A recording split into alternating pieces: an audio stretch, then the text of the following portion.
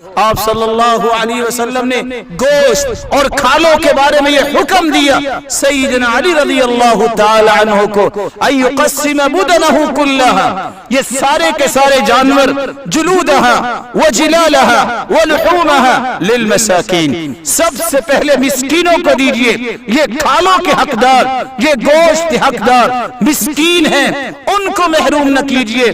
کوئی لاکھ تمہاری منتیں کرے، میں یہ نیکی کا کام کر رہا ہوں، سب سے بڑی نیکی وہ ہے جو محمد مصطفیٰ نے بتائی ہے۔ یہ ساری دنیا کے ادارے چلتے رہیں گے، مدارس چلتے رہیں گے، ہاسپٹل چلتے رہیں گے، مسکینوں کو محروم نہ کرنا۔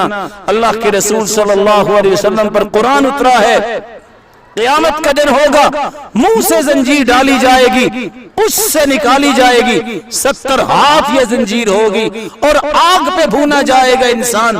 جب پوچھے گا گناہ کیا ہے، عبداللہ بن عباس فرماتے ہیں گناہ کیا ہے، قرآن نے اس کو بتایا ہے، اس کا اللہ پر ایمان نہیں تھا اور یہ مسکینوں کو کھانا کھلانے کی رغبت نہیں دیتا تھا۔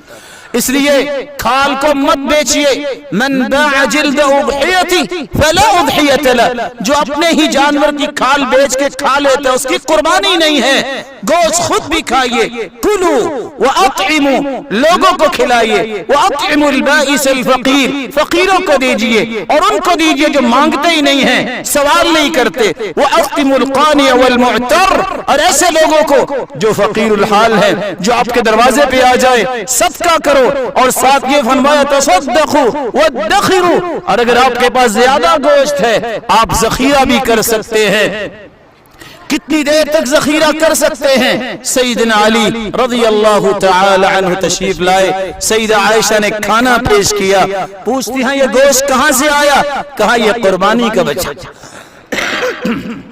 کہا میں اللہ کے رسول سے پوچھ کر کھاؤں گا۔ پوچھا تو آپ نے فرمایا قلوہ من ذی الحجہ الی ذی الحجہ، اگر آپ کے پاس گوشت زیادہ ہے، اسلام کے شروع میں صرف 3 دن ذخیرہ ہو سکتا تھا، ابھی اجازت ہے اگلے ذی الحج تک بھی آپ کھانا چاہے سنبھال کے رکھ سکیں تو رکھ سکتے ہیں۔ اللہ عز و جلال سے دعا ہے اللہ عز و جلال ہمیں سنت کے مطابق اعمال کرنے کی توفیق عطا فرمائے۔